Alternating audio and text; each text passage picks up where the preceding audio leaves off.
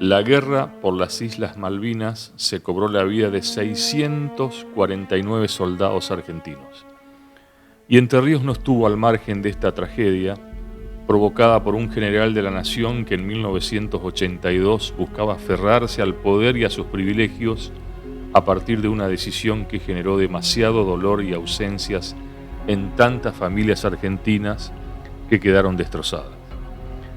Nuestra provincia tuvo 34 víctimas entre militares y soldados caídos en el conflicto bélico. Todos ellos habían partido con orgullo e hidalguía hacia el Atlántico Sur. Quizás no tomaron dimensión con el horror con el que se iban a encontrar.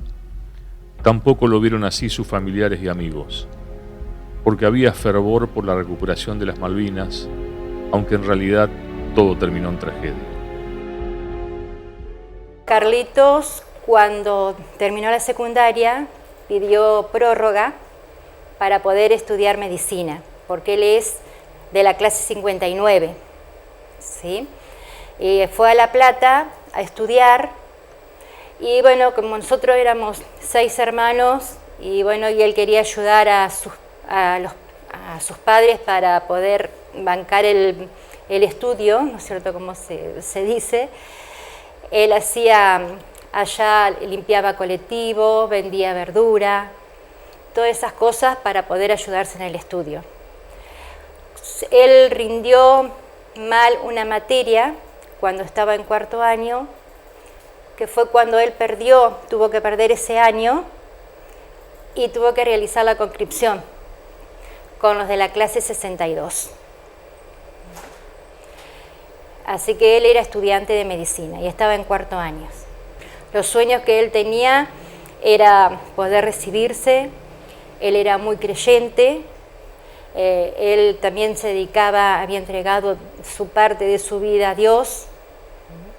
O sea, el proyecto de él era seguir estudiando para poder recibirse. Yo soy la hermana del caído Carlos Ignacio Figueroa, que estaba haciendo la conscripción en el momento de Guerra en Malvinas. Y bueno, él quedó junto al barco el día del hundimiento. Y bueno, como hermana, porque vos querías saber cómo éramos como hermanos, como todo adolescente. Él tenía recién 18 años cuando lo sortearon, yo estaba todavía en el secundario, soy 2 años menor que él. Y bueno, cuando se inició la Guerra en Malvinas, el 2 de abril del 82, yo recién había egresado de mi secundario. O sea, con apenitas 18 años cumplidos yo. Como hermano macanudo, éramos adolescentes y cuando chicos, como toda travesura, éramos únicos 2 hermanos. De esas infancias lindas, ¿viste? De pelearte y no pelearte, nos cuidábamos en la escuela como adolescente. Él me controlaba a ver con quién andaba o no andaba en la escuela. Pero bueno, macanudo el flaco. Después cuando se inició esto, de que le tocó, y bueno, la relación por esa distancia de estar como conscripto, de estar embarcado, estar lejos, tener que ir a verlo, en Punta Alta, donde estaba donde después se embarcó en el Belgrano, te hace tener otro tipo de relación. Después cuando surgió la guerra, cuando a pleno se puso la guerra, a pesar de no haber compartido mucho de adolescencia, con mi hermano después hubo como una unión, aunque sea en esa distancia, ¿viste? No sé cómo explicarte, pero es diferente. El trato que tuve con mi hermano, incluso después de esto de haber fallecido, de haber quedado en el crucero, y con los años que fueron pasando, las vivencias que tuvimos con mis viejos durante todo ese año 82, tratar de saber qué pasó, dónde estaba, con quién compartió. Pasaron 20 y pico de años realmente para saber en dónde estaba él, en dónde había quedado él en el momento que se hundió el Belgrano. Y bueno, después me hice como amistad de veteranos sobrevivientes de ahí, del Belgrano, y de otros veteranos, porque tenían en ese momento también más o menos la misma edad de mi hermano, y pudimos conocer, más mi papá pudo conocer compañeros en el buque, que yo eso todavía no logré, salvo uno, logré conocer a un compañero que tuvo él en el buque. Y bueno, yo lo siento como medio no hermanos, pero viste un sentimiento muy particular. Ya somos personas grandes, yo 57 años, esta gente también, o un poquito más, y todavía vos sentís eso de decir, bueno, si yo hubiese estado con mi hermano, tendría otra vivencia de vida. Hemos llegado a los 39 años de Malvinas, que lamentablemente hemos perdido a mi esposo y mis hijos a su papá. Fue una cosa muy dolorosa y mucho orgullo, porque él fue a Malvinas por lo que había para llevar honor a su patria, por lo que él había jurado por su patria y su bandera. Pero para entender eso costó mucho tiempo. Y a los chicos también, por supuesto. Para nosotros lo seguimos teniendo presente y es como que hubiera sido ayer. Bueno, pero pasa el tiempo. Bueno, gracias a Dios y a su madre, con la fe que tenemos, he podido seguir adelante con mis hijos, con mucha ayuda de muchas personas y más que nada de la familia. Él lamentablemente falleció el 7 de junio, eso fue un dolor más grande. Yo tenía 32, Guido tenía 34, Carolina tenía 6 años, porque yo tengo 2 hijos, y Sebastián tenía 4. Si te imaginas que tanto para mí como para ellos, hasta el día de hoy jamás poder olvidarse. Y costó, aparte eran criaturas chicas, sí, costó mucho. Y bueno, ahora no sé si decir resignación, pero es como nos hemos acostumbrado a no verlo, a no tenerlo, pero lo seguimos queriendo muchísimo, por supuesto, y bueno, va a estar siempre al lado nuestro. Fue una guerra corta y dolorosa, llena de incertidumbre y ansiedad en 74 días. Los soldados pasaron hambre, frío, no llegaron para nada preparados para una guerra donde se enfrentaban con militares profesionales como los ingleses. Los jóvenes argentinos, de entre 18 y 19 años, tenían apenas 2 meses de instrucción por el servicio militar obligatorio y cualquier error cometido en pleno conflicto lo pagaban caro con castigos o hasta torturas.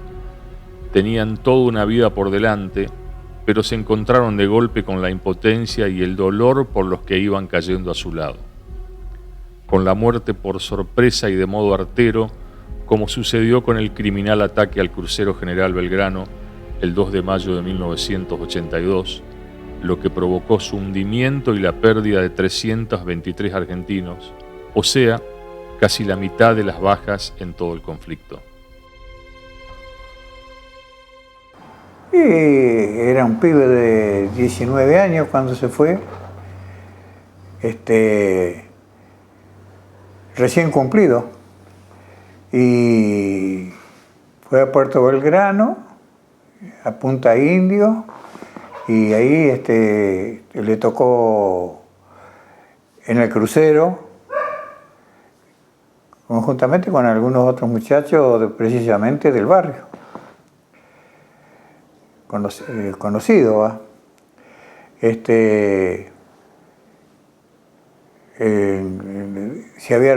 Había terminado comercial, que en esa época era comercial, y pensaba seguir ciencias económicas. Me acomodaba bien al negocio. Era un pibe como cualquier otro. Para nosotros el mejor pibe que había.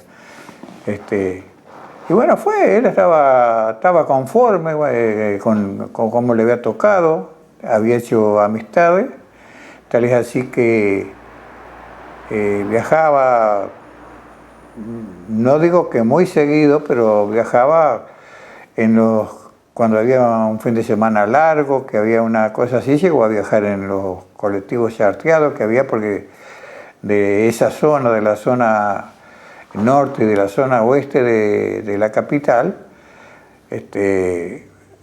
había muchos que eran suboficiales, oficiales y soldados, lógico.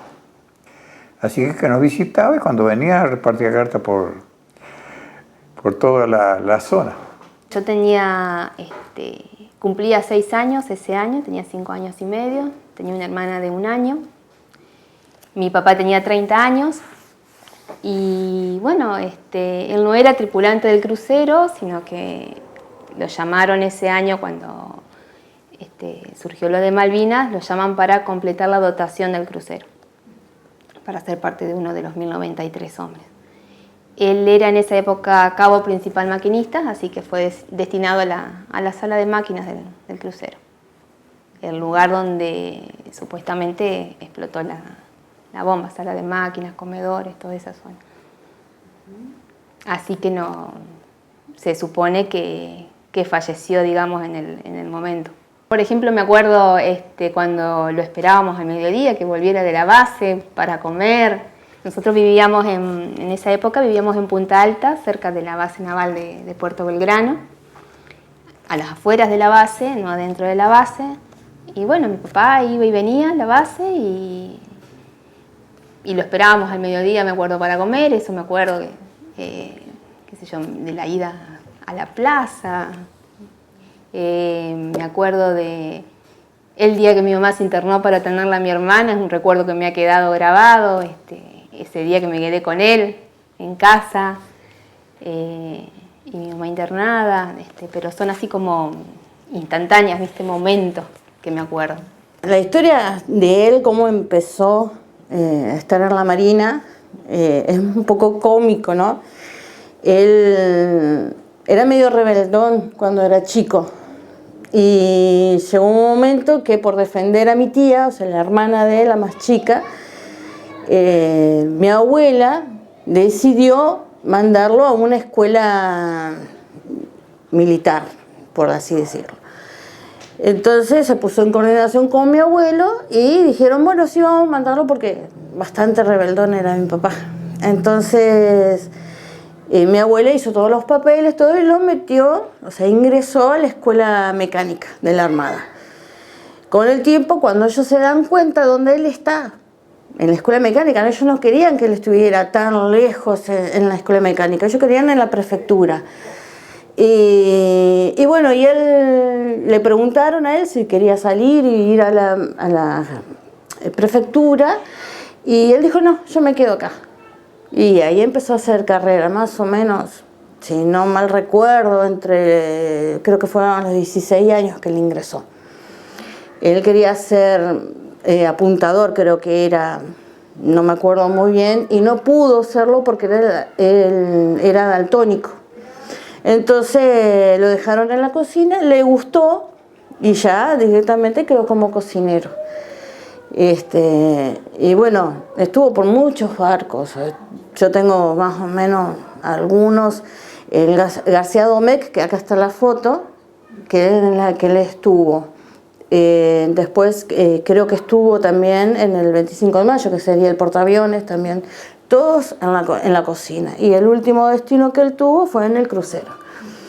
Ahí, por todo lo que yo he hablado con compañeros de él de trabajo, porque tengo algunos sobrevivientes que los tengo en contacto, que era muy buena persona, que le gustaba cocinar, que cantaba cada vez que cocinaba, siempre hablaba de mí y de mis hermanas. Y estuvo mucho tiempo trabajando.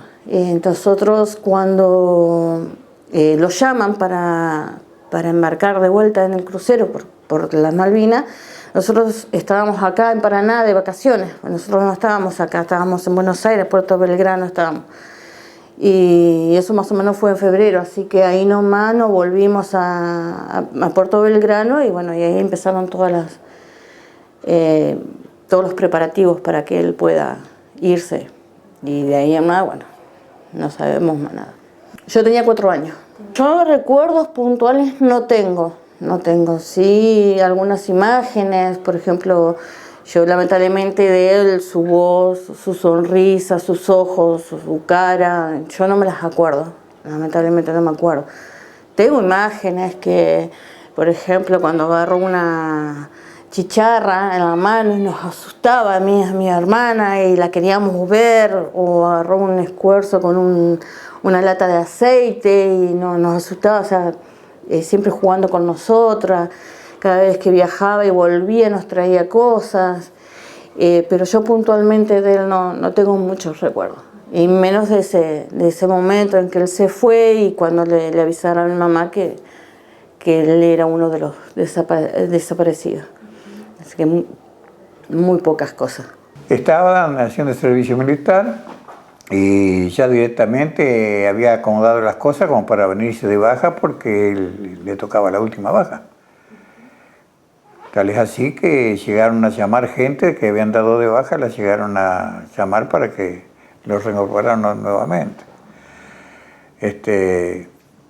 Nosotros estábamos tranquilos porque el día 2 no tranquilos, sino teníamos esperanza, porque el día 2 de abril nosotros estábamos en Entre Ríos paseando, por la Semana Santa, y cuando escuchamos que habían tomado las Malvinas, regresamos inmediatamente, vivíamos en José Paz, en el norte del conurbano. Y regresamos y lo encontramos en la casa. Y yo lo cargaba, así no vamos a ganar la guerra porque los otros están allá y vos estás acá descansando. Y era que había llevaba carta para muchos de los compañeros y creían de que el barco de ellos no podía salir porque no estaba en condiciones. Tenían que colocarle un radar, que por eso demoró tanto, algún misil, dice que después llegó. Y bueno, se pensaba que no iba a salir. Y se salió a navegar, pero nunca pudimos nosotros mandar correspondencia y eso no tuvimos de que estuvo embarcado. Y nos enteramos el día del hundimiento, recién como fue, pero no nos enteramos por el gobierno argentino, nos enteramos porque los uruguayos, estaba yo por abrir el negocio y vino un cliente y me dice, ¿viste lo que pasó? Dice, torpedearon al Belgrano. Dice, pero no pasa nada, parece que no pasa nada. Pusimos la que lo daba, de acá no daban nada. Daba Radio Carve de Montevideo, la radio uruguaya. Pasaban todo. Bueno, la radio uruguaya dijeron que venía navegando lentamente. No, los argentinos dijeron que habían dicho que venía navegando lentamente. Y los uruguayos dijeron de que se estaba hundiendo y después dieron que se había hundido y que se habían salido en las lanchas, en los gomones, se habían alcanzado a salir y ya estaban saliendo, algunos se estiraban al mar directamente, y bueno, que iban a empezar el rescate, pero vino una fuerte tormenta en esa zona y suspendieron el rescate hasta el día siguiente, más de 24 horas. En ese momento las balsas se habían alejado casi 50 kilómetros. Y tal es así que cuando el rescate, en el primer rescate, todos los que rescataron no eran 22, si mal no recuerdo.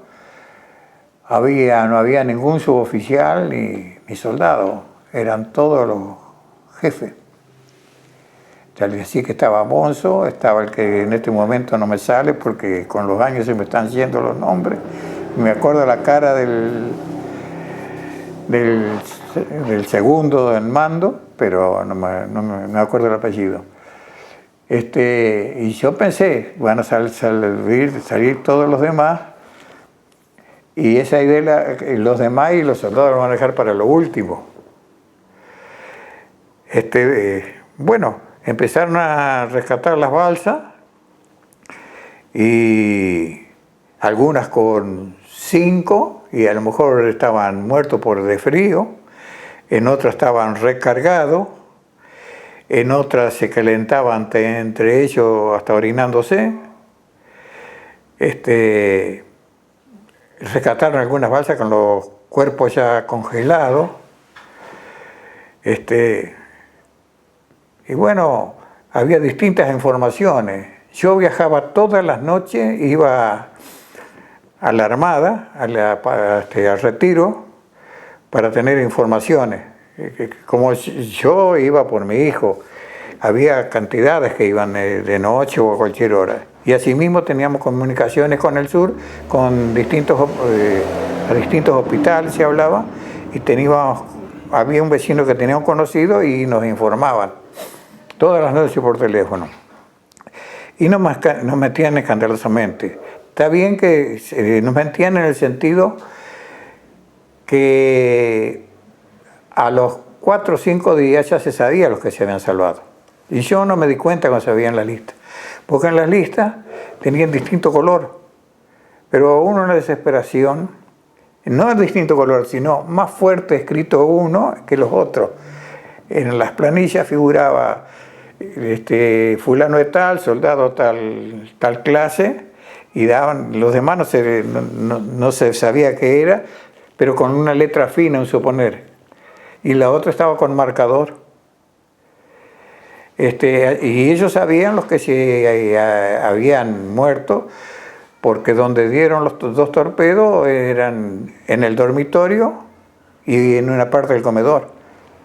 Y estaba durmiendo mi hijo porque había salido a las 13, se fue a dormir, y a las 16 estaba durmiendo. Era la hora de levantarse y era fiaca. Tiene que haberlo agarrado, si no en la cama, muy cerca. Por ejemplo, yo de ese día te puedo decir que tengo una imagen grabada. Recuerdo que estábamos con mi mamá, había, no sé, creo que es una vecina, acompañándola, y yo recuerdo, teníamos una de esas casas antiguas con galerías techadas, donde las habitaciones están enfrentadas, y yo recuerdo estar en una habitación de enfrente donde estaba mi mamá, y las noticias se escuchaban por la radio en esa época, nos llegaban enseguida, y recuerdo cuando se escucha la noticia de que bombardean al crucero, o que lo habían bombardeado, ya no era instantáneo, ya se recibió la noticia de que ya había sido bombardeado.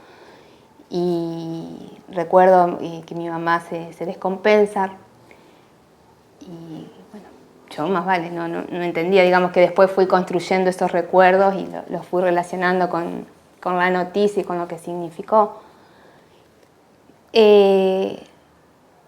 Después te diré que, bueno, había gente porque como nosotros estábamos allá sola, en Punta Alta, toda la familia de mi mamá y de mi papá son de acá, así que fueron hermanos de mi mamá o familiares por parte de mi papá también a hacernos compañía, y estuvimos allá hasta que la guerra terminó.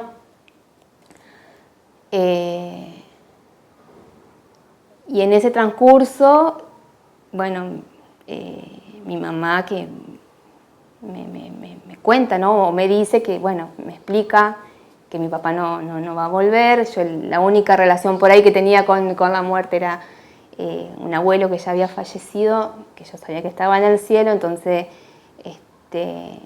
mi mamá me dice que, bueno, que mi papá se había ido al cielo y que no iba a volver.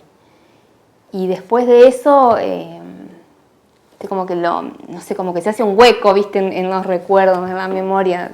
Y acá, yo te digo, la historia se va construyendo a medida de que uno va creciendo y va leyendo o va preguntando.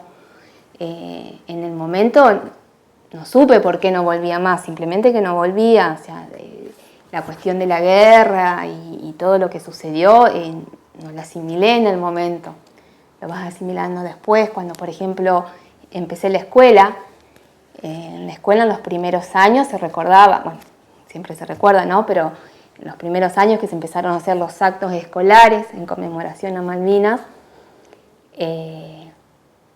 bueno, ahí es donde uno empieza a escuchar el nombre de tu papá, empiezas a investigar. Y bueno, y muy poco de lo que se va construyendo en el diálogo familiar. Es muy difícil hablar, ha sido difícil hablar hacia el interior de la familia. Yo creo que por ahí es un común entre todo lo que hemos perdido un familiar, el sentarse abiertamente y hablar es muy duro, es difícil. Yo creo que no debe haber sido fácil para mi mamá poder explicarnos. Y yo muchas veces tampoco quería preguntar porque tenía miedo de que ella se sintiera incómoda o que le resultara doloroso hablar del tema. Y bueno, uno a veces evita ciertas preguntas. De todos modos, nosotros crecimos siempre somos una familia numerosa y siempre con el recuerdo de mi papá. O sea, siempre en una reunión, cumpleaños, lo que sea, siempre saltaba un recuerdo y siempre se lo recordaba con alegría. Él era una persona muy querida, muy amiguero, muy familiero. Todos tienen un recuerdo, una anécdota, algo gracioso que contar de papá. Entonces uno va construyendo su historia desde esos relatos familiares. Y de lo que, bueno, después uno empieza a leer. Y así se construye un poco esa historia. Muy poco he hablado con mi mamá al respecto de lo que pasó. Sí he hablado con uno de los compañeros, que es Elvio Monzón, compañero de mi papá en la cocina. Mi papá lo tenía a cargo a él, vendría a ser. Y bueno, y él me contó que ese día mi papá preparó todo lo que era el desayuno y el almuerzo. Ya tenían que preparar la merienda. Esto fue a las 4 de la tarde, o sea que ellos ya estaban por merendar. Entonces este señor Elvio, compañero y amigo de mi papá, le dijo: Sergio, no, anda a dormir, descansa, yo preparo la merienda y después preparamos la cena. Y tengo entendido que él estaba durmiendo, estaba en la parte donde cayó el primer torpedo. Y después muchos compañeros he hablado con ellos de él, que era muy buena persona, que le gustaba cocinar.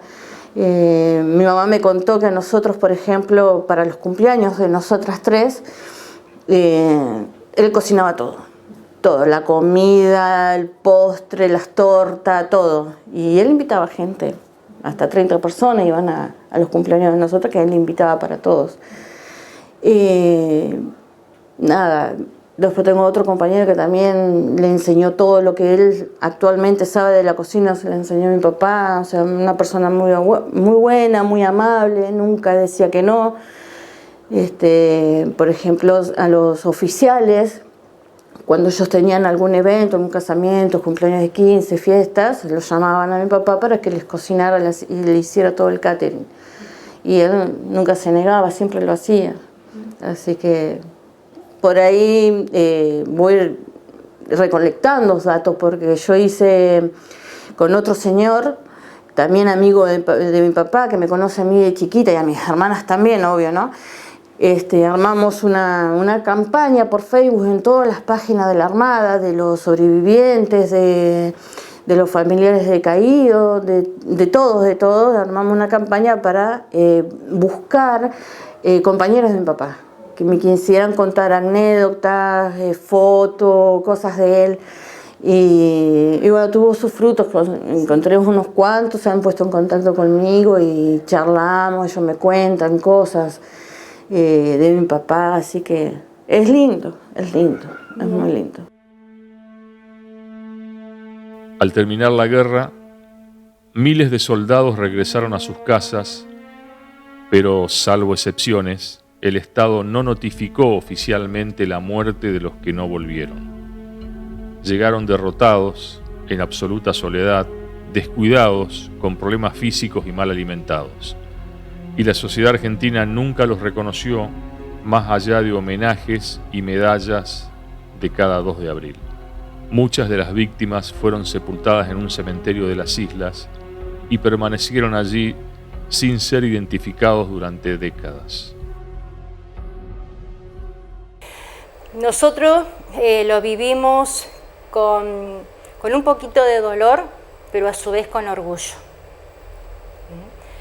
Desde que se empezó, cada año es como que fuera el primer día, porque nos van a decir 39 años de Malvinas, pero para nosotros fue ayer, porque tenemos tan latente todo ese recuerdo de día a día, que lo vivimos como que fuera el 2 de abril de 1982. La sociedad, a lo que se refiere a Carlitos, yo me siento que lo sienten, que lo llevan en su corazón, y más la persona obviamente que lo conocieron. Pero sí me parece que falta mucho en lo que es en la parte de educación, en lo que es en la escuela, hacer conocer bien lo que fue la guerra de Malvinas y hacer conocer los héroes de Gualeguaychú. Bueno, para mí es un orgullo porque, como siempre digo, el día que yo falte me van a recordar mis hijos, mis nietos, pero Carlitos siempre va a estar presente. Y esa escuela está en un lugar edificada como fue él, en un lugar humilde, sencillo y de corazón. Para mí es un orgullo muy grande que lleve una escuela, un establecimiento educativo, el nombre de Carlitos. Después había muchos rumores que los habían, hubo un pesquero ruso, que lo dieron muchas veces de que había rescatado náufragos y no se sabía, uno había a la Armada y dice no se sabe si lo llevaron si lo rescató, no sabemos nada. Algunos decían lo llevaron a Rusia, otros que lo habían traído del Uruguay. Era una cosa de loco porque no había nada cierto, eran todos rumores. Hasta que un día nosotros nos supimos que él lo dieron por desaparecido, hacía un mes que vivíamos acá ya. Yo me vine en el 83 y recién lo dieron por muerto, porque si no eran desaparecidos. Y hubo noticias de que los habían llevado a un manicomio en el sur y no hace mucho apareció otra cosa así, apareció un soldado que efectivamente estaba en malas condiciones, pero había llegado al continente y se sabía que estaba. Pero los periodistas dijeron que lo habían encontrado, que era gente que había llegado. Y así. Y yo en un viaje de los que hice, en el que hice al sur, que viajé, estuvimos 4 días embarcados, pasamos el canal de Beagle y seguimos. Fui con uno que habían estado en el grupo del pibe, pero era un retirado, era una persona grande. Una persona que ya tenía sus 50 y pico de años. Y él me decía, por eso yo le pregunté, no le digo el término que le dije de los jefes que se habían salvado, y me explicó, no. Ellos quedaron con la balsa más cerca y la encontraron porque fueron los que se arrojaron último. porque había el ayudante del capitán, del que estaba segundo a cargo y así. Los que estaban eran todos los que habían estado con él, con el jefe, con Mons, que dicho sea de paso, tuvo contacto con todos nosotros hasta que murió, porque él manejaba todo, sabía dónde había cada uno de los familiares y de los soldados, de su tripulación. Sí, yo fui porque a mi esposo lo atacaron a 15.000 metros de altura, que volaba el Learjet, un avión fotográfico, y fue atacado por un misil y cayó, o sea, lo encontraron en la isla Borbón. Estaba la trompa del avión, estaba encajada en la turba. Y del que más me dijeron que había huesitos de él y de otros de sus compañeros. Bueno, en el año 94 pasó eso y un pastor de la misma isla lo encontró y bueno, y ellos están enterrados ahí, los 5 de la tripulación. Está bastante lejos de ahí de Cementerio Argentino, porque se puede llegar solamente en helicóptero.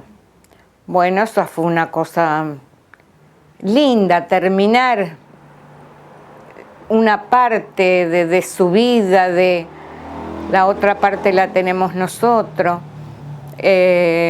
Sí, con mucho respeto nos recibieron los ingleses y ahí después se hizo una misa y al otro día ya regresamos a Puerto Argentino para volver a la Argentina, ¿no? No es volver a la Argentina, volver a nuestro país, porque las islas son argentinas y la van a seguir haciendo. El retorno de los soldados de Malvinas a nuestro país fue demasiado complejo para la gran mayoría. El regreso fue cruel, en silencio, casi a escondidas. Por un lado, las autoridades de ese gobierno militar y la sociedad se comportaban como si los soldados fueran los responsables de la derrota. Hubo un acuerdo tácito para olvidar la guerra, esconder a los que regresaban y borrar de sus mentes lo vivido. Para obtener la baja militar, los oficiales hicieron firmar a esos soldados una declaración jurada en la que los comprometían a callar y por ende a olvidar.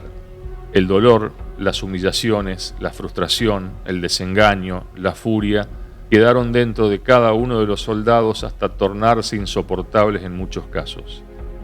Las estadísticas de suicidios de excombatientes son casi idénticas a los muertos que hubo en la guerra. Y en Malvinas quedaron demasiadas víctimas, muchas de ellas esparcidas por un tiempo prolongado sobre el mismo escenario de combate. Pude ir a Malvinas, fui con todo el grupo de familiares, la mayoría que éramos del Belgrano, después de 28 años del hundimiento, a nosotros nos permitió el gobierno argentino realmente hacer el primer viaje a Malvinas. Fui con hijos, la mayoría eran hijos, me encontré con hermanos de caídos, pero de otras armas. Con hermanos del Belgrano no, con varios papás sí, que en este momento, lamentablemente con el transcurso de los años, viste, los papás, la mayoría no están. Yo tengo la suerte todavía de tener a mi papá, pero la mayoría no están y muchos no pudieron ni siquiera ir a esa tumba que no tenía el nombre de nuestro ser querido, pero era la tumba del soldado solo conocido por Dios, como te decía, en la cual dejamos nosotros nuestro sentimiento con alguna cosita. Yo llevé una cadenita en la cual estaban los nenitos que tenía mi mamá, porque mi mamá había fallecido, entonces busqué la cruz que tenía esa esa leyenda, la más alejada de una esquina, esa tumba que como nadie sabía quién era, generalmente no tenía nada, en el cementerio Malvinas, me acuerdo de eso, y escarbé un poquito al lado de la tumba y puse, voy de esa tumba estaba mi hermano, a pesar de que mi hermano quedó en el mar. Y muchos de nosotros hicimos eso. Y mi mujer lo esperó, creo que hasta el último momento, hasta que falleció. No se recuperó nunca. Y la que sufrió fue ella. No quiso ni estudiar ni nada. Quería. Y tal es así que teníamos un negocio que no era importante, pero para nosotros caminaba muy bien, tenía un autoservicio, un Spar. Y vendí todo a pagar, que no cobré nada porque después vinieron los australes. Y me vine a Paraná, anduve por todos lados. Vivimos en Córdoba, acá, volvimos a Buenos Aires 2 veces. La familia la hizo pedazos.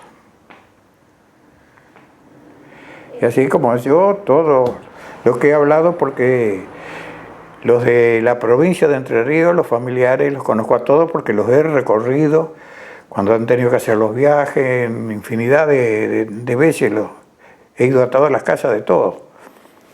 Y con los veteranos igual, hemos recorrido, hemos dado mucho camino. Y no tuvimos nunca más contacto nosotros con la fuerza. La fuerza nos llamaron para notificar lo que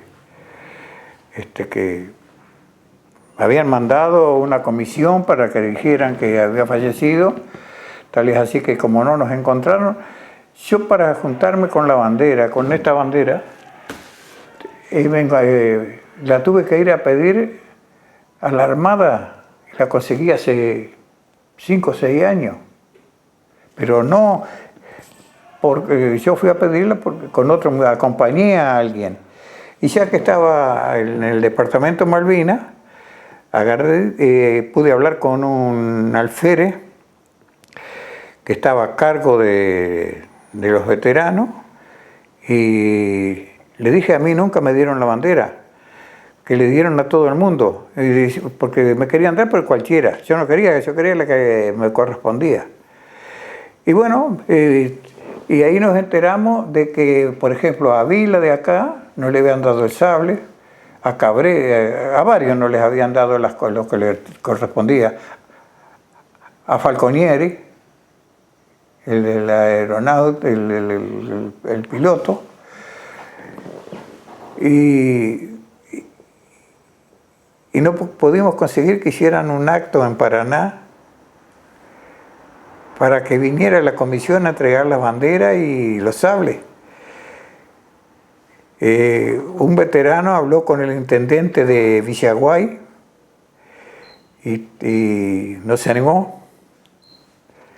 Tenían miedo de andar bien mal con el gobierno central. Y a la final, Schiavoni, el Cacho le dicen, no es conocido mío, pero se portó muy bien, lo organizó y tuvimos que ir todos a Nogoyá. Así que yo puedo decir que la fuerza no nos trató bien. A partir del 2 de abril, nosotros prendíamos la tele y veíamos a la gente que festejaba, una multitud de gente en la Plaza de Mayo. Y Carlito me decía, Elsa, todos festejan, pero no saben lo que va a pasar, no sabés lo que se va a venir. Y era una cosa que me daba cosa que él me dijera de esa forma, ¿no? Porque él me decía, en cualquier momento me llaman.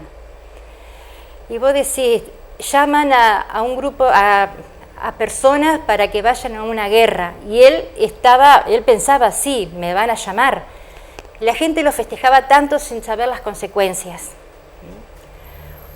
Cuando el 9 de abril, que fue un Viernes Santos, a él no lo notificaron para que fuera, pero cuando nos enteramos que estaban llamando a la clase 62, él se levantó del sillón a donde estaba sentado y dijo, yo tengo que ir.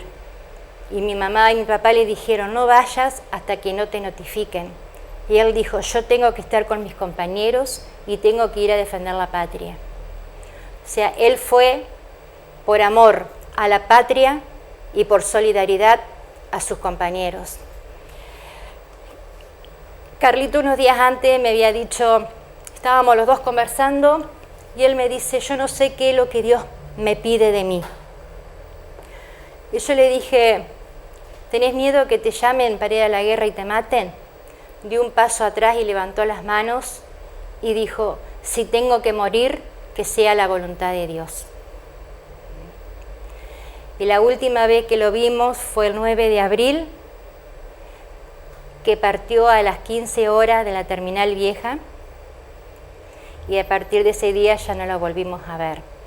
Nos llamó por teléfono el 7 de junio y nos pidió de que rezáramos mucho por todos ellos y también por el hermano inglés, porque los ingleses también tenían padres, tenían madre, tenían hijos, que no solamente rezáramos por ellos, sino también por el hermano inglés que la familia estaba sufriendo. Él en las cartas nos mandaba a decir que él no sentía ni odio ni rencor por el inglés. Entonces nosotros fuimos aprendiendo a no sentir ningún resentimiento contra el enemigo, porque él en cada letra que nos escribía nos fue enseñando lo que es el amor. Y mi mamá ni mi papá, a pesar de que ellos perdieron a su hijo, nunca sintieron odio. La difícil recuperación de las secuelas de la guerra, la reinserción social y el trastorno de estrés postraumático afectó en diverso grado a todos los excombatientes. Durante mucho tiempo no hubo ningún tipo de asistencia ni ayuda. Tuvieron que transcurrir demasiados años de la democracia para que los ex soldados lograran una mejor situación. Había dolor por las ausencias, pero también por la falta de reconocimiento e interés de los hombres y mujeres elegidos por el pueblo, salvo honrosas excepciones, ante lo padecido por tantos jóvenes en el conflicto bélico. Lo que significa la gesta en sí. Por ejemplo, a nosotros, digo, mi hermana y a mí particularmente, nunca nos criaron, mi mamá nunca nos enseñó ni nos dijo nada malo, digamos, acerca de la guerra, ni vivir con rencores hacia los ingleses, ¿viste? Sino que siempre trataron de poner en valor lo que significó haber ido a esa guerra, qué significaban las Malvinas, qué significa el querer a la patria, el respetar la bandera, la importancia de cumplir con una promesa, o sea, y la importancia de dar la vida por lo que uno cree, porque mi papá había elegido la carrera de militar, eso era lo que a él le gustaba, y él hizo una promesa, en su momento ha hecho una promesa de defender a la patria y la pudo cumplir. Y creo que los que hacen, siguen esa carrera y hacen esa promesa, supongo que el mayor orgullo para ellos es poder cumplirla hasta las últimas consecuencias, como lo hizo él, entregando su vida. Por más doloroso que para nosotros sea, para los familiares es una mezcla rara siempre, porque se mezcla el sentimiento de dolor y de angustia por la ausencia, pero a la vez el orgullo enorme que se siente de decir que tu papá, tu esposo, tu hermano es un héroe. Es una mezcla rara que vivimos siempre. Yo estaba terminando mi adolescencia, mi juventud, Me llegué a casar, quedé viuda, 3 chicos. Mis hijos conocen a mi hermano sin haberlo, o sea, pasando años de que mi hermano había fallecido y saben de la vida de mi hermano. Y es todo un transcurrir, ¿viste? Momentos dolorosos, que al dolor no lo perdés más, no hay forma. Por mis padres, por mi propio hermano, por la posibilidad de saber cómo pudo haber sido la vida de mi hermano. Y generalmente el dolor te queda el dolor, pero también es saber que, bueno, pudiste compartir algún momento de la vida con ese ser que para nosotros fue especial, en este caso mi hermano. Y bueno, ya te digo, hasta mis hijos conocen a mi hermano, de acuerdo a lo que, desde la foto hasta uno lo que le explica de que ha podido llegar a vivir con él. Y sí, como hoy hablábamos de uno, el recuerdo siempre, y no solamente tener memoria, porque vos lo mantenés vivo, ese ser que querés, no solamente con la memoria y el recuerdo, sino también, como vos me decías, de la foto. Esa es una forma, y hablar de esa persona que no está, te ayuda a mantenerlo vivo. Y eso te ayuda a seguir. Pero el dolor de esa pérdida, ese tipo de pérdida, no lo superás nunca. No lo han traído a Puerto Argentino, como han traído a otro soldado. No sé si más adelante irá a ocurrir. La verdad que no gustaría. Después yo fui con mi hijo. Después mi hijo a los 21 años los cumplió en Malvinas. Ahí fue con el padre chamaco y con chicos de su edad, que también la pasaron hermoso, por la atención que les dieron ellos. Y después, a los 2 años más o menos, pude ir con mi hija. Hermoso también. O sea, nosotros hemos sido bien tratados. No han hecho desigualdad por nada. Mira, ya venimos de una familia con él también. A los 4 años perdió su papá. Adoraba a sus hijos. Bueno, quería poder disfrutarlo. Una persona buena con la familia, cariñosa. A los chicos los adoraba. Y bueno, llegó el momento que se tuvo que despedir. Jamás hubiera pensado que se iba a quedar allá, porque yo tenía fe en que iba a volver, pero se ve que fue su destino. Los excombatientes se fueron organizando en todo el país. Muchos de ellos dejaron horas de su trabajo y su familia para colaborar con reivindicaciones y necesidades para sus excompañeros o para las familias de soldados o suboficiales fallecidos. Varios de esos familiares pudieron llegar muchos años después hasta las islas para estar unas pocas horas en esas tumbas de sus seres queridos o recuperar algún elemento hallado en diferentes lugares de ese territorio. Fue la forma de estar un poco más cerca de las víctimas del conflicto bélico y también de recuperar algo de paz, aunque nada alcanza ante la ausencia.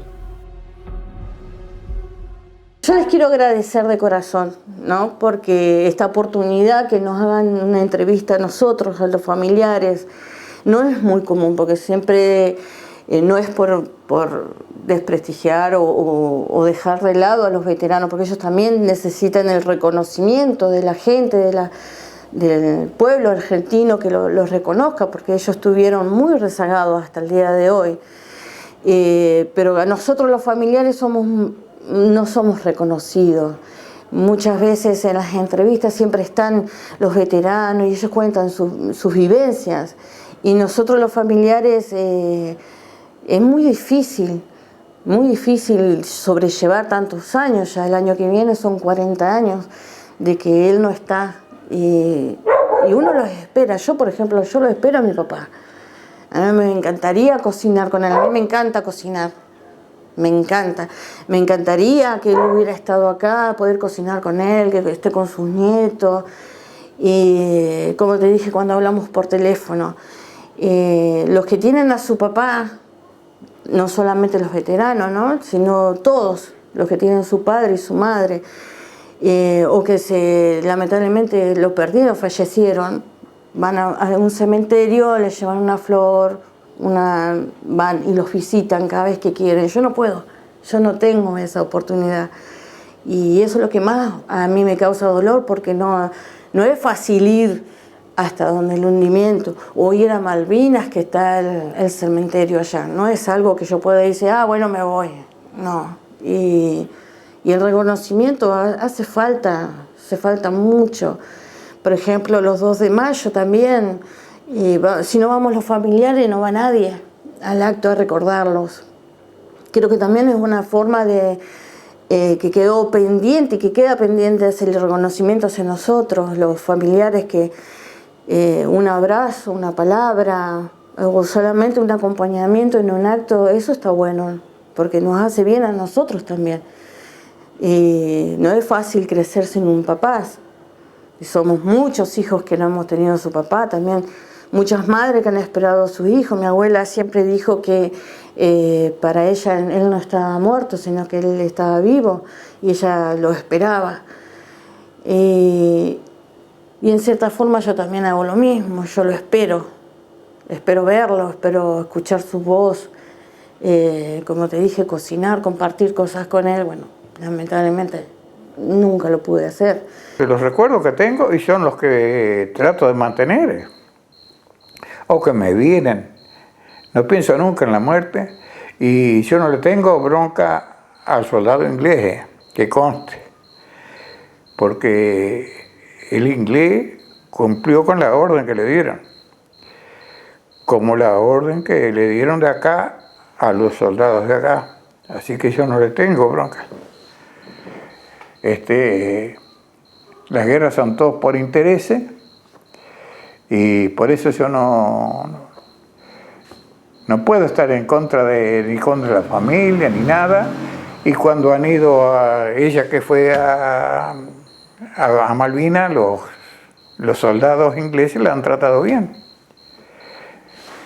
Así que no tengo odio, te quiero decir. Lo que sí me gusta y quisiera que la sociedad aprenda que ellos murieron en Malvinas por el amor a la patria, por amor a la bandera. Y ojalá que todos los argentinos aprendiéramos un poquito de ellos, porque ellos no dudaron en llegar a las tierras de Malvinas. Ellos no dudaron en levantar en alto la bandera. Ellos derramaron su sangre. Los héroes que quedaron en tierra, en mar y en aire, ellos son los que están custodiando mis tierras, tus tierras y las tierras de todos los argentinos. Por eso, no solamente un 2 de abril tenemos que recordar a nuestros héroes, sino todos los días del año tenemos que saber que tenemos héroes que están ahí.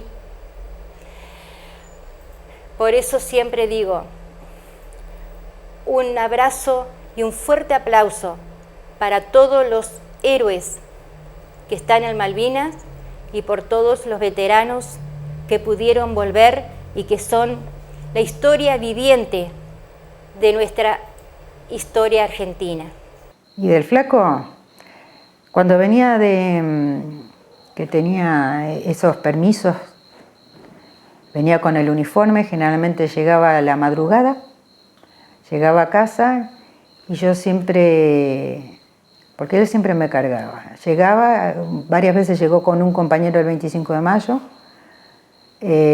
con su uniforme, y yo lo esperaba con una tarta de ricot torta con dulce de leche, la hacía del tamaño de la bandeja grande del horno. Y él venía con una cara de cansado, pero bien, y me decía, ¿me hiciste masacote? Porque le llamaba masacote. ¿Me hiciste masacote? Era un flaco macanudo. Pienso que hubiese sido un gran hombre, honesto.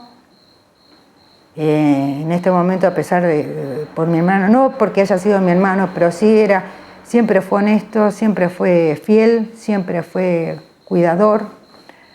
Y esas cosas que tenía de hacerme como berrinchear, pero era porque me quería. Igual que a los viejos o a los amigos. Los amigos, uno de los compañeros, incluso del secundario, a este muchacho con quien venía, que era del 25 de mayo, no quedó bien al saber de la pérdida de mi hermano. O sea, así era de querido mi hermano. Así que, bueno. Y los considero ellos igual a todos los que realmente son veteranos, realmente héroes, porque ellos fueron con la convicción, y uno como familia, yo por lo menos de mi parte, con la convicción, viste, las guerras no son buenas, lo que sea, pero fueron por realmente un ideal común, viste, para defender algo que es nuestro, que es parte de uno. Uno nació acá, no hay forma, es Argentina. Es la patria. Y ellos cuando venían orgullosos de dónde estaban y en dónde estaban. Yo eso sí lo noté en todo. El verdadero veterano y con los familiares de los caídos. De que realmente sí, ellos estuvieron por ese valor que le daban a eso es nuestro lugar. En el año 2007 nos llega una invitación por los 25 años del hundimiento del crucero. Y bueno, había que ir por la cantidad de familiares que somos, son 323 los caídos. Una sola persona podía viajar por familia. Bueno, en ese momento hablamos mi mamá, mi hermana y yo, y decidimos que fuera yo. Y bueno, tuve la oportunidad de ir con otros familiares de acá de Paraná. No llegamos al lugar del hundimiento en sí, hicimos una ceremonia simbólica en un lugar.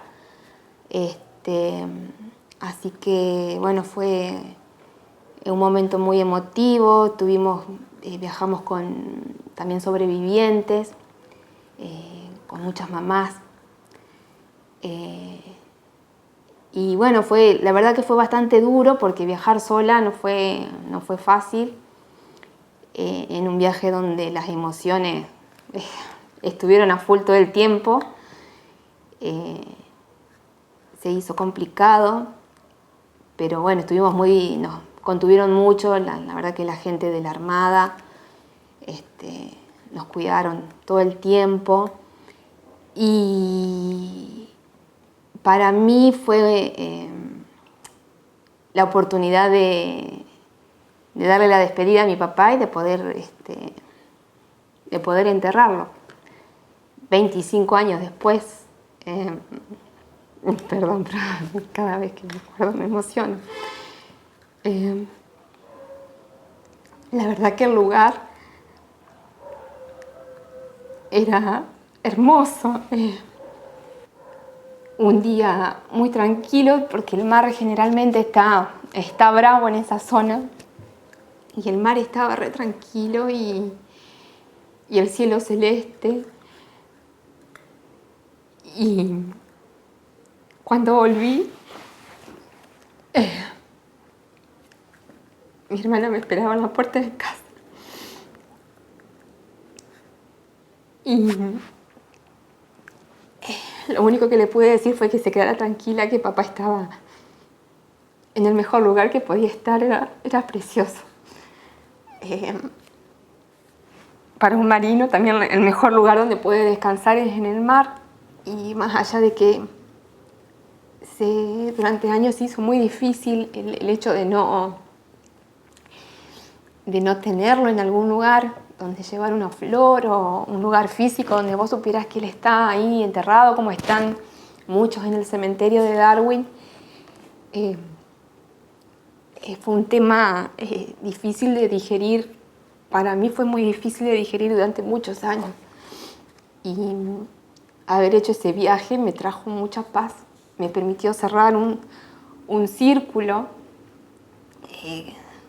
una etapa, un ciclo que quedaba siempre como inconcluso. Y el haber podido ir, tirar una flor, escribimos cartas,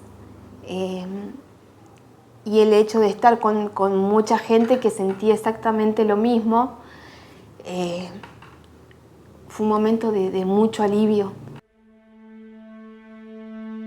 A 39 años de la Guerra de Malvinas, solo perdura el recuerdo, aquella mirada, aquel gesto, aquella caricia o ese beso del joven soldado o el militar que partió al Atlántico Sur esperando un pronto regreso. Pero nunca más volvieron.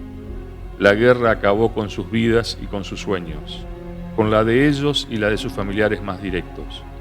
Muchos, quizás demasiados, nunca pudieron recuperarse de esa dolorosa historia que de una u otra manera nos atravesó a buena parte de los argentinos. Los que pudieron volver siguen día a día luchando con sus fantasmas, con sus miedos, pese al paso del tiempo. Son nuestros héroes, los que en su mayoría apenas tenían 18 años y se los envió a un campo de batalla. Hoy ya peinan canas, les duele el cuerpo por las secuelas de una guerra injusta y por el paso de los años, pero no dudan en seguir luchando por la reivindicación de Malvinas y por la memoria de sus compañeros muertos en combate.